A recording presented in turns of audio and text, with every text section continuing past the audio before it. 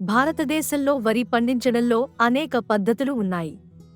మొదట రైతులు పొలాన్ని సిద్ధం చేస్తారు. దున్నడం, కలుపు మొక్కలను తీసివేయడం మరియు ఎరువులు వేయడం ద్వారా నేలను మెరుగుపరుస్తారు.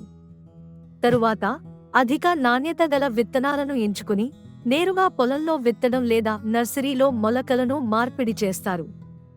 నీటిని త్రాగుట కూడా చాలా ముఖ్యమైనది. రైతులు నీటితో పొలాన్ని నింపి నీటి మట్టాన్ని నియంత్రిస్తారు. పంట పెరిగే కొద్దీ మొక్కలను ఖాళీగా ఉంచి సమాన పోషణను అందిస్తారు. ఎండాకాలంలో వరిని చేతితో పండించి కొడవలితో కాడలను కోసి గింజలను వేరు చేస్తారు. వరి పెరిగేందుకు ఉత్తమమైన నేలలు ఇసుక లోమి ఇసుక మరియు సిల్టీ లోమ్. 70 డిగ్రీల ఫారెన్హీట్ నుండి 99 డిగ్రీల ఫారెన్హీట్ ఉష్ణోగ్రతలు మరియు కనీసం 45 అంగుళాల వార్షిక వర్షపాతం అవసరం. ఈ విధంగా రైతులు వరిని పండించడానికి అనువైన పరిస్థితులను సృష్టిస్తారు.